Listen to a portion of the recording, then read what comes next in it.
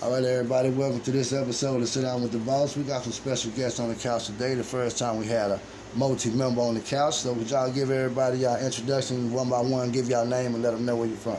I'm Baby Ash. I was born in Ingleside, Texas. And right now, we're all living in Portland, roommates. I'm Griffin. I was born in Amarillo, Texas. Moved down here around 10 years old. Been here ever since. And Ingleside, living in Portland, like you said. And then I'm Lil Blaze. And I'm born in Corpus, and then we're all from Ingleside, just like they said. And just living in Portland, all roommates, and graduated together, and been friends ever since the beginning. Already, now in the same order, tell me what school you attended from junior high, middle school, high school. Went to Blackby Sheldon Elementary. Then we went to Leon Taylor Junior High. Then we all moved to Ingleside High School. Now I'm talking day one. We've been there for each other. All the same. All the same. That's what I was going to ask. How long have y'all guys been friends? Shoot, since I'd say whenever I moved down here, 10 years old. That's, when I met them too. I knew Blaze, actually. Yeah, me and Ash knew each other ever since we were like maybe 5 or 6. Yeah, long time. Right down the road from each other. What is it like working together with the music? Well, the music, that I feel like that encompasses all of us together because we both got real individual mindsets on the music. And so we both, when we work together on all 3 of our songs, it's like this collaboration that's like none other. It's the, taking that new wave of hip-hop that we use and that we listen to and what we're inspired from, and we're able to take all those elements and combine it together, and it fits real nice, and it's real, It's like our own collective that we have. It's just we bring our own elements together, and it just molds into this new. It works out perfectly. We've all got our different sets of influences music-wise, and we all got different things that we can bring to the music game. So for parts where some of us might lack, the other one picks up on that. Like Blaze, he is great at writing hooks. Catchy hooks and like writing lyrics down. He's just always writing lyrics on his pen and pad. Wyatt, he's really good in the studio. Me, you give me any beat, I'll hop on that. So yeah, we just it seems like we just click real well together, and we're working on 3. We do our individual music, but whenever we're all 3 working on projects at the same time, everything just clicks perfectly. We're just spitballing, throwing ideas out there, just experimenting as much as we can, just listening, see what sounds right.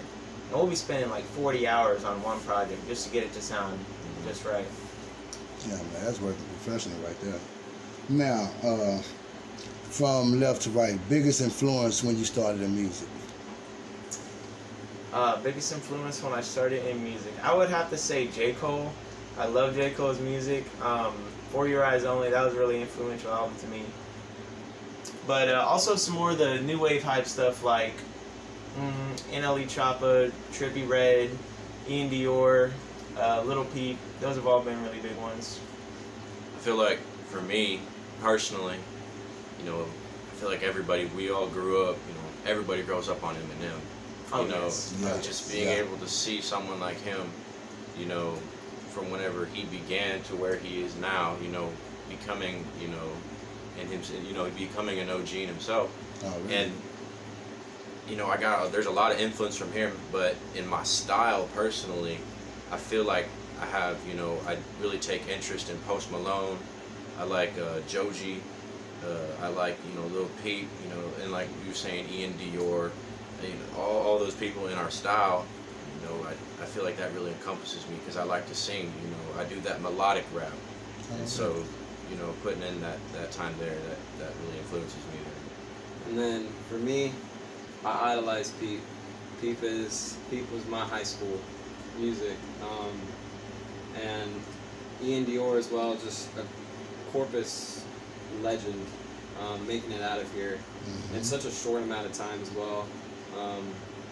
And then I love Lil Skies. Just his sound is so different, and it just really brings a different taste into my ears, and those are some of my influences. Yeah. Already. Now, what I have noticed, the last 3, maybe 4 interviews, have been with Ingleside artists, it seems like the Ingleside rap scene is getting bigger than I've ever seen before, because my last 4 guests have been Ingleside artists. What do y'all feel about the Ingleside rap scene? Honestly, I haven't heard of anybody else from Ingleside doing rap other than There's a few from Ingleside that I can think of, like Xavier. You know, he's really stepping out there, and you know, of course us. But you know, it seems like it's quiet there, at least on the socials and stuff. Yeah. You know, I don't know. You know, I mean, we have you know the scene out in Ingleside. You know, it seems like it stays quiet. You know, at least from people talking as much.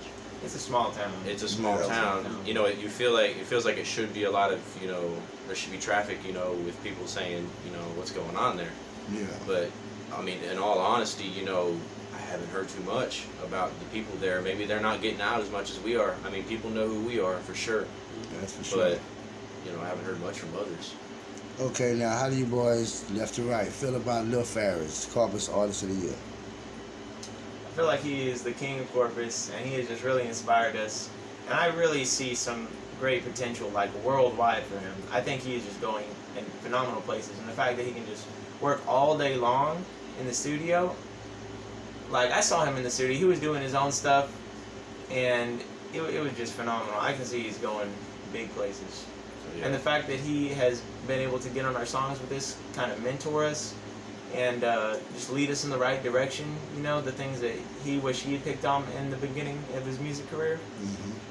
That's just been a big help to us. Yeah, I agree with that totally. And I feel like, you know, whenever I first got in contact with him, because he first started talking to me before I could get him to them two, you know. And so the presentation he gives off, you know, it's real humble. And I noticed that very, like, from the start. Just his work ethic and just his sense of community with the you know, smaller rappers and whatnot. He really, you know, he really seeks to help out those who, you know, idolize him, because everybody knows Lil Farris, you know.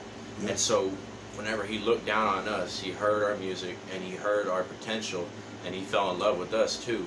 And so, you know, just the ability to have him, you know, help us and mentor us, you know, that was a really big inspiration and a real big boost to our own rap game confidence and everything. So it was, you know, having him help us out, it was like none other, you know, like it felt like a blessing in disguise, honestly. Absolutely, just him going out of his way, any little way that he can to help us out, it just honestly means the world to us. And it's just, you know, he didn't have to do any of the things that, you know, he did for us, but just going out of his way, we just really appreciate everything that he's done for us. And we just hope that we can give the same in return. Okay. All right, now everybody, I talked to y'all a little bit before we did the interview. Y'all got different talents that y'all know and y'all do. So first of all, let's talk about the guy that knows how to do websites. So, all right, I got a whole bundle of talents. I play the piano like Beethoven. I can play the trumpet. I can play the guitar. I can play the Irish whistle, the kalimba, harmonica. What other instruments I know, boys? Too many Trumpet. to count. Trumpet. So yeah, that's why getting into producing was a little bit easier for me, because I knew some of the music theory going in. Like, I've only been producing music 3 months, so we're just very early in our days. Talents, I started college coding, and I learned how to make websites there, switched over to accounting. Right now I'm a senior at Texas A&M Corpus Christi. And what does it feel like being in college? It's hard and it sucks. You know, I don't really like doing the schoolwork, but I just know that if I just grind these years out, you know, just get it over with, you know, it's 4 small years of my life, and then I'll have that the rest of my life where I can just be like, I got a degree, you know? Oh, Be really? like proud of myself because I was able to work through it. And I feel like it's taught me, like, how to be able to manage time way better, like just being punctual on time to places, always having to meet college deadlines. Oh, really? Okay, now we have somebody who knows a little about aviation and flight school. Let's talk about that. Man, ever since I was probably 2 years old, I wanted to be a pilot. And so, you know, I had birthdays, I had my room decorated as a kid, just airplanes, you know, clouds, the sky and everything. And whenever I got out of high school, I finally was able to start aviation classes.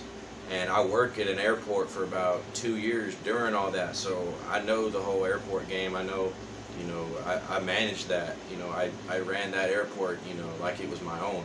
And so, taking all that aspect of that, I was doing flight schools, and I mean, I can fly an airplane with the back of my hand. I mean, I know how to do it. And I took, many hours of doing that, and then just one day, you getting in that plane, flying in the sky, I was like, it's not the same no more, like, I love doing it, but at the same time, I couldn't see myself doing it because music meant too much to me. And so, that felt like a big heartbreak, admitting that to myself that, flying wasn't for me, because all my life I grew up, I wanted to be a pilot. That was just always on my mind. And, whenever I finally admitted that to myself, I felt like I just broke up with my girlfriend or something, it was a very sad day. And, I spent many hours just laying in bed, just thinking, I can't do this no more, I can't do this no more. And, being able to admit that self, it put a big weight off my chest, honestly. But it was a very good experience and a very good background that I have, honestly.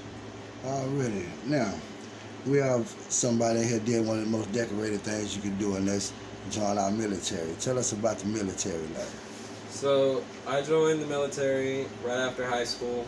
I only went reserves because at the time I didn't really know what I wanted to do. When I graduated during the summer of 2019, shout out Chris and Montel, they were telling me, like, hey Blaze, like, maybe you should get in the music game. It had always been in my head, but I never really took it serious, and at the time I was going through some heartbreak stuff, just like everybody else. And when you get really down, you do some. I mean, some people would say it'd be a stupid decision. Some people would be like, you're making the sacrifice. But I was like, I'm gonna go join the Navy, and so I went to the Navy Reserves. And after going through all of the training and everything, it really showed myself that I really can be anything that I really want to if I just put in the work. Mm-hmm. And as soon as I got out, I was like, you know what, I'm gonna start making this music because this is what I want to do, and I know I can do it. And it just really helped me out with that discipline and just motivation, just knowing that even whenever you're really down and bad, that you could really get through anything if you just put your mind to it. Already. Now, how did y'all come up with the name Normal Kids? That name, oh man. What are we, 7th grade? 7th grade. 7th grade, yeah. I feel like whenever message boards and stuff came out, we made group chats with all the friends, friends come and go. We've always stuck by each other's side, but we had this group chat, and it was called Normal Kids. And because, like we said, we're just normal kids, we're not going to lie about things that we aren't to you, And so that name has just always stuck. We've just always, it's just been our name, I think we called it the Normal Kids because our clique couldn't really be defined in high school. Like, we would just let anybody join our friend group, anybody who was cool, so just any normal kids. Yeah, honestly. Now, the Corpus rap scene, what do y'all think can be done to help it expand and get to the level that a lot of artists want to be at? Honestly, I feel like whenever you think of Corpus, you don't think of the rap game. That's not something that pops up on people's mind. Never. And so the talent that is in Corpus, it's on the rise. That talent and that name, the hip hop game, it's coming up. And so I feel like whenever Farris blew up, he finally ignited that spark, because after Ian Dior, it died down quick, and it was so weird. And so whenever Farris blew up, he started stacking up that recognition that Corpus is getting. Mm-hmm. And so and you're starting to notice a lot more. There's venues and there's people. Everybody's coming down here to see, the talent that Corpus has. And I feel like with more people that are able to blow up out here, that name Corpus Christi will be known for the music. There's places like Atlanta, there's Houston. They're known for the that hip hop community. Mm-hmm. And so whenever if Corpus could find a way for the city of Corpus itself, not just the artist, if the city of Corpus could just put that out there on themselves more too, you know, being able to have those venues, those concerts, and you know, all those promotions that we individually do. If the people of Corpus could, you know, have that on their mind, that buzz would just grow and grow and grow and grow. And it'll have a snowball effect, you know. Once you ignite the spark, other artists from the same area get inspired. They're like, I can do it too, you know. They did it. They're from the same place as me. Why couldn't I do it? And then they do it, and another one does it because they get inspired, and it just builds up, and then eventually Corpus will be known for its music. Agreed. Nah, but one thing I can say, man, this probably be the first video I label a must-see out of all my videos I ever put out. One thing, for my next question, before I even say this, you know, I know y'all don't know me from a can of paint, but I'm proud of y'all, man, because I love when I see youngsters sit here without a street background. You feel me? I love that shit because people think my show is based off streets, you feel me? And it's not. You know, and one thing I want to let them know is y'all go through the same thing. Y'all grew up around the same environment. Man, I don't care if you grew up in Beverly Hills, you seen drugs. You seen the same thing everybody's seen. So it don't matter where you grew up at. You made the conscious decision to do what was right and do what it takes to be successful without going to jail. I appreciate y'all and I applaud y'all for that. Now, being normal kids, y'all still got a story about day-to-day challenges being young. From left to right, give us some of your normal challenges that you go through just being a young man.